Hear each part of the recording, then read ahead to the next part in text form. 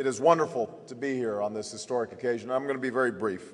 I did want to come by because this is a time for Israelis, for Jews, and for all friends of Israel to celebrate the realization of a dream and to rededicate ourselves to uplifting the promise of Israel's independence. A few years ago, in the winter of 2006, I had the great privilege of traveling to the Holy Land. And as all of you know, it's a place unlike any on earth, a place filled with history, a place filled with promise, a place that's known moments of terrible darkness, but also extraordinary joy.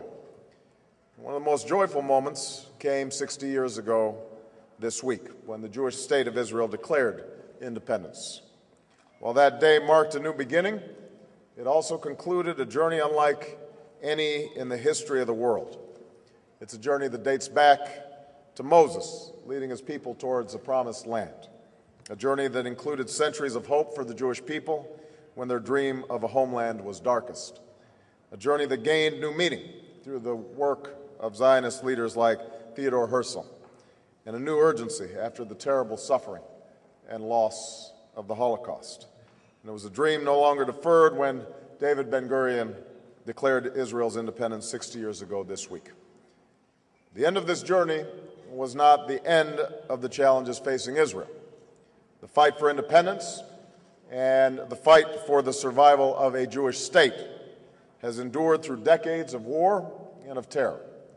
To this very day, the people of Israel show their uncommon courage and commitment to freedom every time they board a bus or kiss their children goodbye. But through these challenges to their state's existence, Israelis have done more than survive. They have forged a brilliant and strong democracy. They've provided a promised land for Jews from around the world. They've built a thriving economy that has spread opportunity to Israeli citizens while enriching the world. And they've developed a rich cultural life and made enormous contributions to the sciences and the arts. Israel's also developed many friendships, and none is deeper than the bond between the people of Israel and the people of the United States. It's a bond rooted in the millions of Jewish immigrants.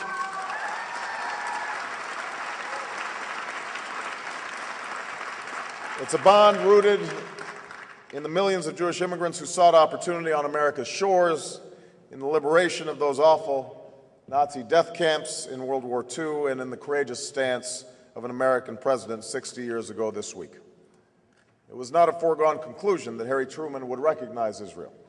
Senior members of his own government counseled him not to, and many other countries would be slow in embracing the young Jewish state. But Truman stood on principle. He recognized that America shared fundamental values with this new democracy and that Israel's independence was hard-earned. He would later write that he believed a solemn promise had been made to an oppressed people, and he refused to stand in the way of the hopes and the dreams of the Jewish people. And so, minutes after David Ben-Gurion made his announcement, President Truman made the United States the first nation to recognize Israel, and our abiding friendship was born.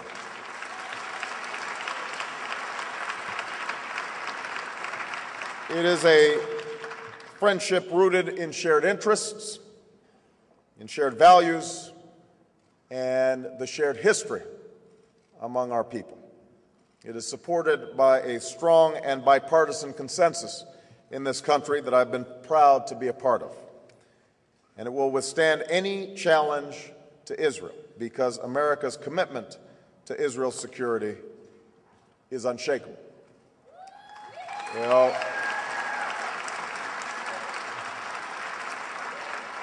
During my visit, as I flew in an IDF helicopter during my travels, I was able to look down at the hills and the mountains that have nurtured the dreams of so many generations, while also appreciating the dangers faced by this particularly narrow strip of land between the West Bank and the Mediterranean. But what most struck me was the kindness and the resolve of the people I met, people who balanced their hopes for their children with the need to protect them against Katyusha rockets that had just recently been raining down.